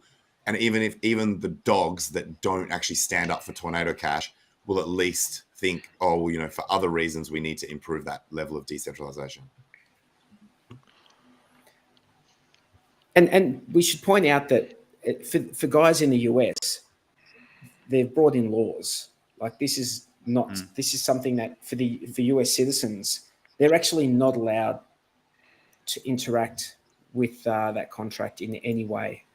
And some people are saying even just going to the website could get you 30 years jail, theoretically. What the fuck? That's ridiculous. So are we definitely in the then they fight you area now? Yes. Yeah. So they're going to flail. They're going to do all sorts of crazy stuff because they have no clue what to do, and ultimately they're powerless. What's after then they fight you? Is it win? Then you one more? Join you. Then, and they join you. Then you do Then yoga. they become your. Then they become your bitch. That's the final step. So I think, this is a shitty thing to happen, but I think it's one of those things that maybe it needs to happen so that different things are put in place to work around this sort of stuff. It obviously forces a lot more people to look across at things like Monero, but I think the biggest problem with Monero is how do you bridge into it? How do you get into it? The only way you can do that at the moment is if someone's doing a Ethereum, secret network, trade Monero. Secret network. Yeah. So I don't know anything about that. So yeah, Ethereum, secret network, Monero. It's pretty cool. Pretty cool. The secret network. A bridge from secret network to Monero. I've heard. Okay. So I've heard. Okay. All right. So I've never played with that. They're coming after you, 43. They're coming after you. I did when I was looking at the Tornado Cash. I heard some people chucking a few of those things around, but I haven't sort of delved into them to understand. Yeah, what works, what doesn't. So you reckon secret network's worth investigating? Yes. You're taking on bridge contract risk. If you're going to bridge to secret network, you're taking on bridge contract risk. If you're going to bridge across to Monero, you're taking bridge contract risk. So you just do little bits at a time if you want to do. Have you guys heard of WAN? I don't know enough about it. WAN, but they were saying it's going to be like one of these.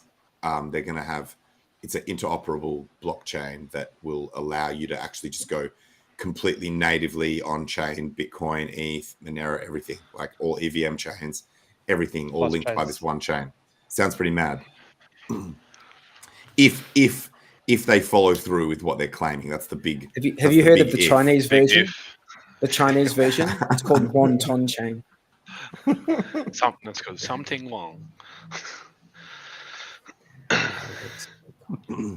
Hey, wait, that's a good point. How come China hasn't done China? They're the masters of copying shit, right? They copy everything in terms of tech and luxury products and stuff. How come they don't have the last China copied chain I heard of was Neo back in the day. Neo did which was AntShares. AntShares was like the China Ethereum. I don't hear of no China copy cryptos anymore. Like where they at? This is their gig. Is it's maybe for them. It's like no, we're allowed to copy in that industry. We don't want to do it. We only want to be copying. We only want to be copying on this shit. Like we don't feel badass enough when it's like open source and you can just copy. I think they're trying to avoid not collapsing at the moment. Yeah, true. What, China? What collapsing? What are you fucking talking about? Are you living under a rock? Bro, yeah. It's hectic, dude. It's hectic. They've got real severe penalties for protesting, and there have been massive protests and shit over there. You can't have your entire population unhappy. That's a recipe for disaster. That's all I'll say. Yep. You can push only so far when people can't eat. That's not good. What are you guys talking about? What crap have you been watching? What propaganda have you been fucking digesting? Fucking mainstream media. China is like fucking. I don't watch any mainstream media, man. I haven't watched mainstream media since I was a kid. I don't know what's going on in China. Yeah, I think not many people. What's making you think they're fucked? So I think I think they had people were standing out in front of banks and stuff. And because the government gets 50% of their revenue from all of these big construction companies, and then there was a big issue with all these construction companies going broke, and then a massive amount of their population had paid lots of money for those apartments that went broke. They weren't getting reimbursed, but the government takes 50% of all of those revenue from all those construction sites. So the people are just going crazy over there. Yeah, it's not just there. I'm trying to think where the other place was I seen the other day. A guy, his old man was sick. Western propaganda. Like to me, man, I'd be like Blue Gum's looking got deeply skeptical into hippo that eyes on stuff. this, man. Yeah, mate. Yeah. The chat doesn't agree with you, Bluey. You might have to Wait. go do some research. Can I just You've mention? been just swanning around on holidays too long, Blue. Yeah, I think you've been in the forest too long, buddy. Can I just quickly I mention think- something really cool I think that that just could- happened by accident? I retweeted this picture of a surfboard because someone said, like, this is my kid's surfboard. It's got like Hex and Pulse Chain and PulseX stickers on it. And so I just thought some dude's kid has a surfboard, has some stickers on it. So I retweeted it because it looked cool. Turns out the dude's tweet is an actual surfboard manufacturer over on the East Coast called Chili Surfboards. And because there was a comment, someone replied to my retweet being like, oh my God, like your surfboards have been, you know, instrumental in my like growing up, you know? And the owner of that surfboard company is obviously a Hexagon now. And everyone's, that's mind blowing, right? Sorry, just laughing at Yeah. Dix Insider's comment. That's crazy, man. That's crazy. Dickens, cider. What's your favorite cider? Cummins? Okay, Cummins is an engine. Hey, why is China still buying all our coal then? Explain that. So big shout out to Chili Surfboards. Chili Wait, can surfboards. we circle back around? Can we circle back around and have a little bit of a thought brainstorming on this whole? Because I froth for LPs these days. I made quite a shit ton of money, relatively speaking, like percentage wise, just doing Hex USDC pairs when everyone was too scared to be in liquidity pools because they thought that they weren't going to get a copy on PulseChain or some shit like that. So the LPs were low, and I was making money out of that shit. But I like these ideas that you're talking about, and I'm just thinking, do you guys think that it's possible that with ICOSA, because people perceive that it is more quickly redeemable than Maxi, then the premium won't, or the fluctuation away from underlying won't get as loose as Maxi did? Because Maxi went and did like a 2x premium, which in my opinion was flat out insane. Whereas with ICOSA and these ones, maybe it won't. There's not as much capacity for people to be retards, because obviously this is just in people's heads, right? People are just being retarded, and so the chance for retardation when they believe that it's more redeemable in the short term, they won't let it go out of control. Like let their imaginations go so fucking wild. So maybe ICOSA Hex will actually be an even better LP for this. Bluey may have leaked some serious alpha in that comment earlier in this show. That could be some serious. I'm going to be getting onto that shit after the show and like fucking around with it. So just on your comment with the Maxi thing, why do you think that stayed so high? People are retarded. The market can stay. What is the saying? The market can stay retarded. Okay. The market can stay retarded for longer than you can be bothered to fucking keep tweeting back. And you can stay solvent. Yeah. So, but why? Okay. So why haven't you sold all of yours, Tangent? I did. I was completely unloaded at 2.0. As I promised, I kept my word. When it got to 2.0, so you were totally out. I went completely out, and I only rebought that particular amount at 1.75 when it pulled back to 1.75. 1.75 still really high.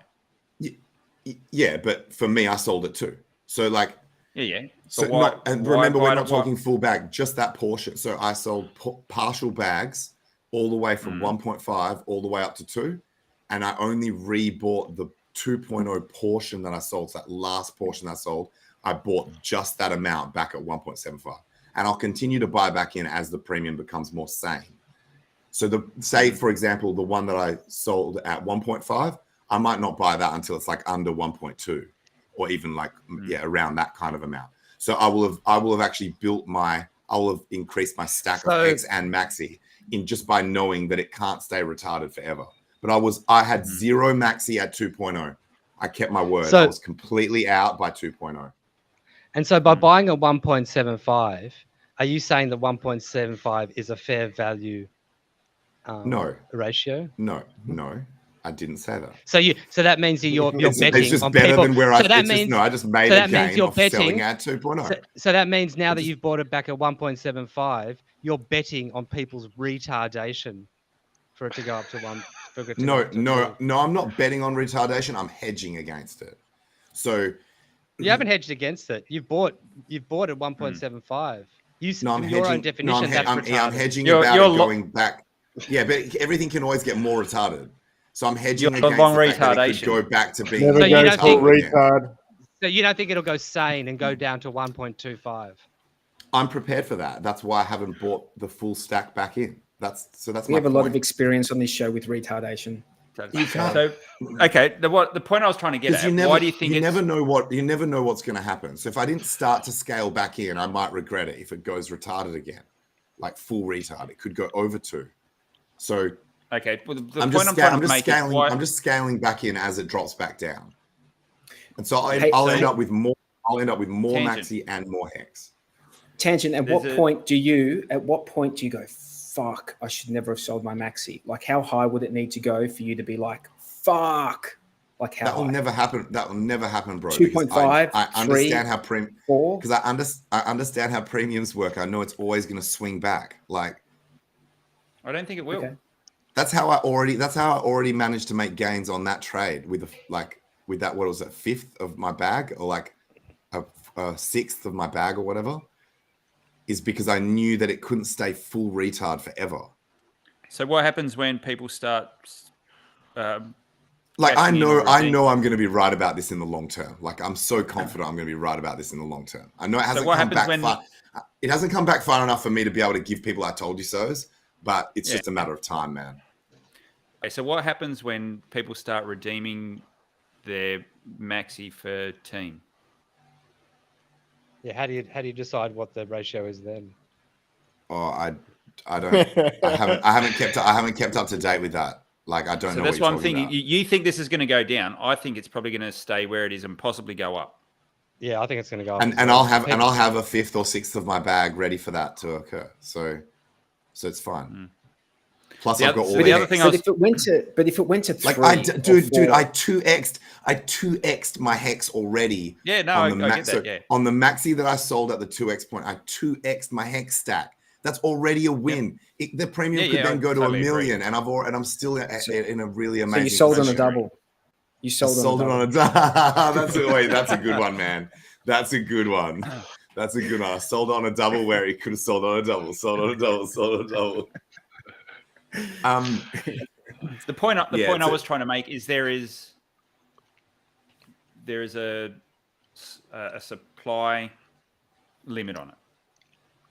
So you've got to take that into account. Like you have to lock something up for 15 years to get the same sort of yield. There's only so many maxi you can buy that are going to give you that sort of yield or that growth.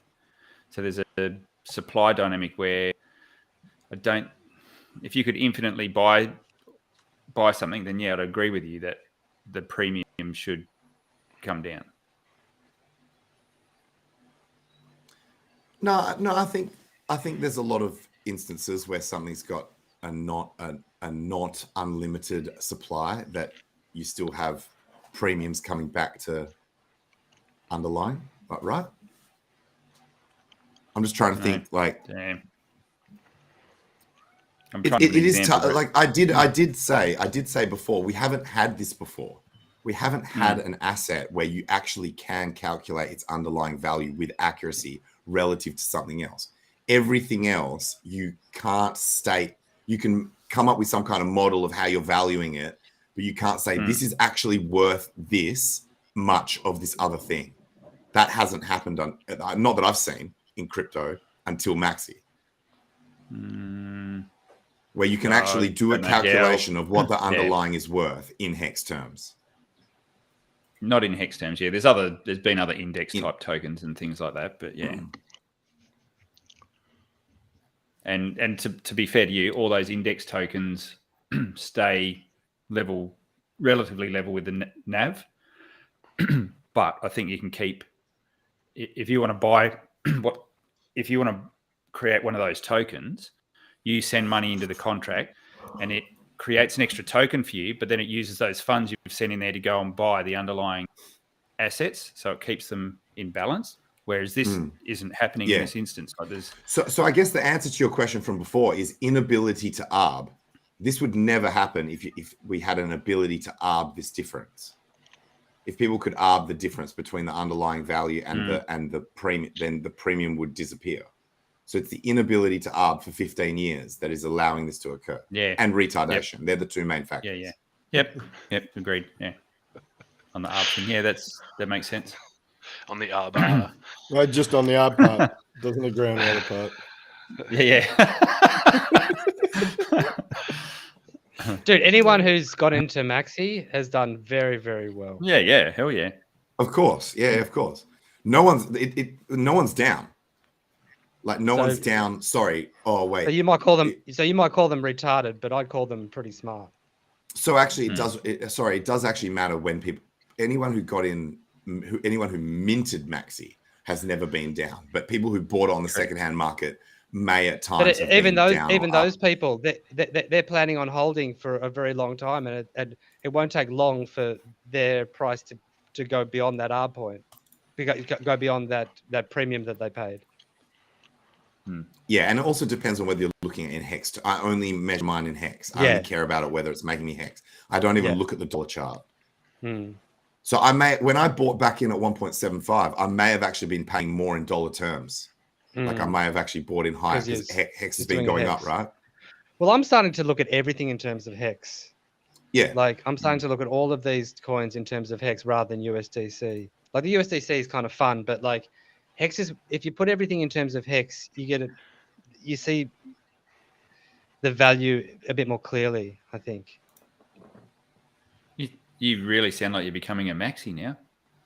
Hex maxi. That's the way the Bitcoin maxis think, isn't it? Hex is the stable coin.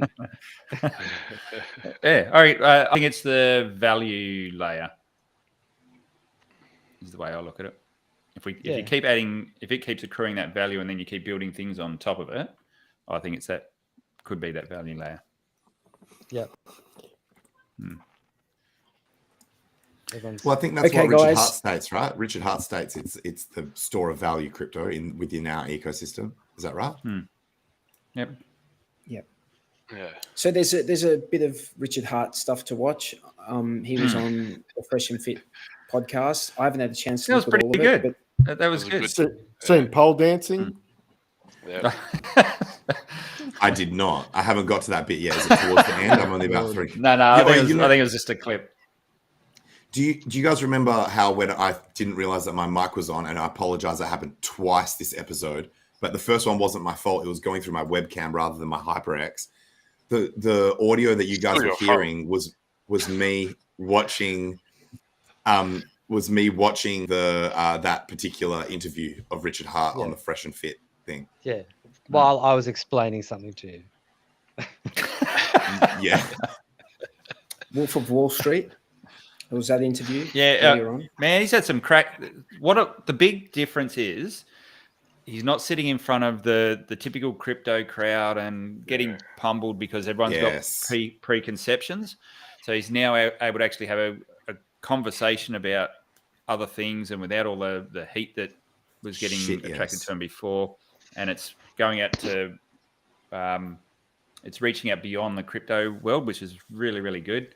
I think this obviously the guys that were on the Fresh Fit one, sounds like they got hexed themselves, so they're a little bit probably biased in the interview, but still it reached a big broad audience, and it was good just to there was some pretty revealing information about his life. It was good. It was it wasn't all just about hex. It was all different things talked about there.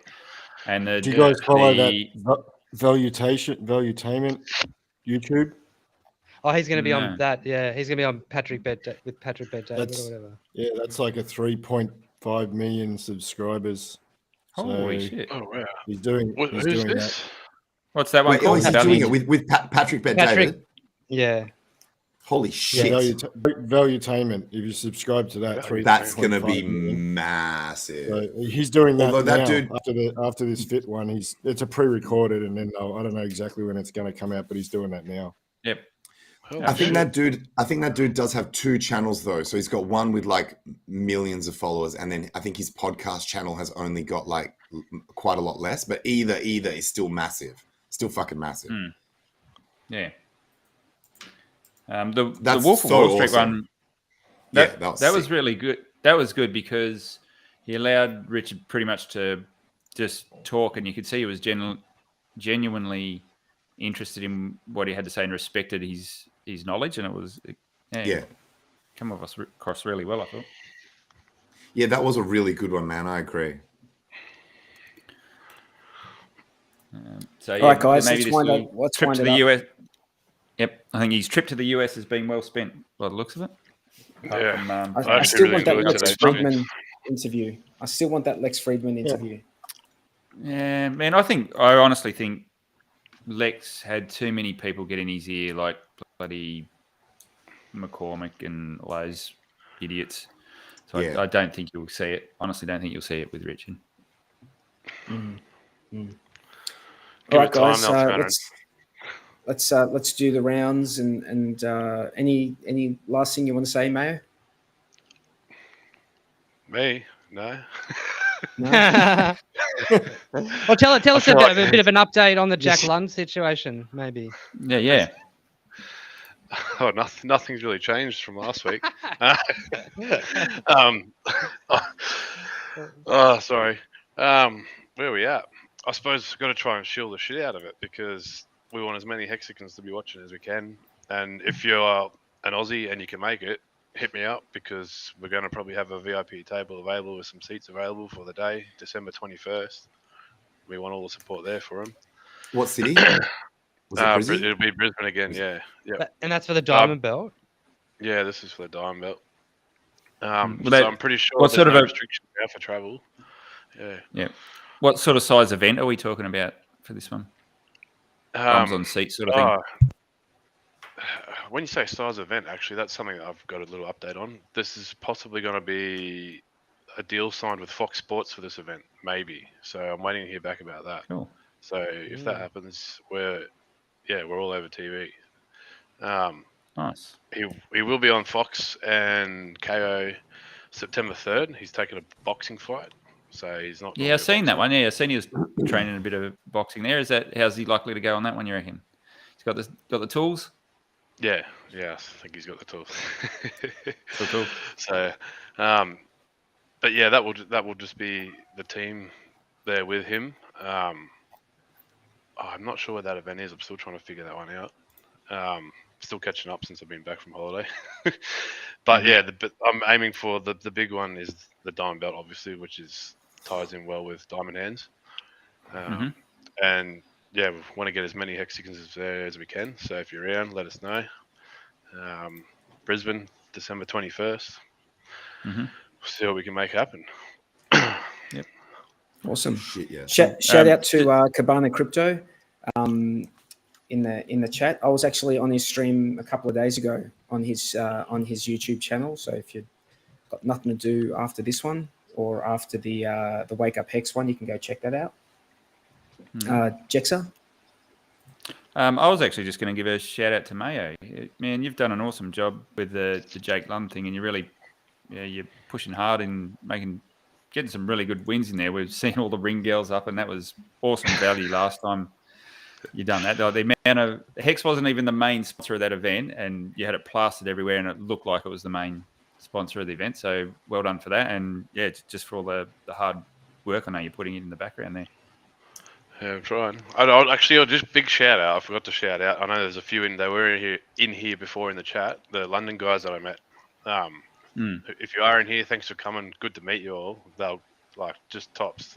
Going overseas and not knowing anyone apart from my missus and her family, but to be able to go in there and just meet up with a bunch of random people, Hexicans, and it's just like they're your mates instantly. It's like you've known them for years. You know what I mean? The community is awesome. So. Yeah, they proper got me pissed. I got lost. So But yeah, shout out to all the London Hexicans. They were great. So yeah, I forgot to say that. Cool. Ty? If you're coming to Vegas, come to Pulse Masters, come to Sammy the is. Wrecked Pep. Yeah, I'm flying with her. Oh, that's right. Yeah. Wrecked Pleb Pool Party, Power City Party. We've got a lot of cool things happening around actual PulseCon. So if you come in there and can't afford to go to PulseCon, come and hang out. We'll have some ticket giveaways over the next couple of days on Magic Carpet Ride for people that are going to Vegas if they want to win some free tickets. Other than that, yeah, that's probably it at the moment. Cool. Bluey? Yeah, if anyone's interested in Icoso Hedron, come into the Telegram chats and try the passes, try reading some docs, ask some questions. Often we're in the chats. I'm in the chats, the voice chat as well, if you want to ask questions. And hopefully we'll have Alex on soon. It couldn't be today. I've also am organising Dipcatcher to come on. I was going to... We might have to do special shows outside at a different time because it's just really too hard for some people to make. Hey, our show is when it is. They show up or they don't show up. You reckon? Yeah. I think we've done special shows in the past before, like when people couldn't make a certain time. We're either worth we'll have a chat about it. We're either worth their time or they're not. They can go without a little bit of sleep, right? Tangent. Some people apparently we're too upside down for them being down under. Damn right. Some people if they can't handle a little bit of missleep, then they shouldn't be in crypto. That's the. You can talk. How many streams have you been on at 6 a.m. in the morning? That you didn't stay up the whole night for? Oh, as in ones that but that's because I didn't sleep. So that's my commitment. That's my commitment to not sleeping. That actually meant I didn't make the stream. Okay, there's a logic there. Does that make sense? And he just keeps drinking. I know what you meant. And weed as well. That'll mess me up. By the way, we didn't do Hexagon of the week this week. Oh, the guessing one. Yeah. Lots of plum trees, a sheep, a two, a kangaroo, a clothesline out the back. That's a knife. All I had was me undies on.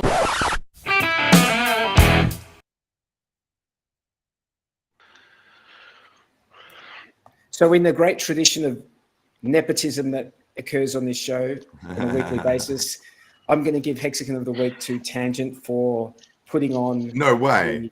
The party show or the DJ party, the rave, whatever. You can explain it better than me. A week and a half ago. That was the awesome, drum and bass gig. Thanks, man. Yeah, Thanks. It looks sick. I love the outfit. Oh, so he's actually Hexagon of the week and a half ago. Yes. Can I use this opportunity? Can I use this opportunity to shout out Dozer and 2 anonymous donors who funded the live stream? So the live stream that you guys saw of that event was fully funded and paid for by 3 Hexagons. Dozer was one of them, and the other 2, they can, if they want recognition, they can DM me. Otherwise, if they want to remain anonymous, that's fine as well. I respect privacy, but that shit's highly appreciated. Yep. No, good work. Awesome. It was fun. It was fun night. Like a pretty big event. Yes. Yeah. Yeah. It was massive. Yeah, it was massive. I think if you do it again, I'm coming. I think we had 800. I think we had 800 people through the door, but obviously they're not all there at one time. And we're doing it again coming up. So we're starting to organize the next one, and this time we'll actually have international headliners. So like. The last one, some people from over East said that they wanted to fly over for it. And I was like, whoa. This one's only going to have local DJs. Wait for the next one we do. And that's going to be like more crazy international DJs and shit like that. So if someone's making the effort to come all the way over from over East, I think it's a bit more worthwhile when there's like headliners and shit. Yeah, cool. All right, guys. Thank you so much for being on the Hex Late Show this week. I want to shout out to everyone in the chat. You guys are awesome. Thanks for your, your typing and interaction. We appreciate it. And massive shout out to hex.com. And to use one of Blue Bum's catchphrases, Hex is the apex predator. The apex predator. Go and stake your Hex. We'll see you next time. Cheers, guys. Cheers, guys.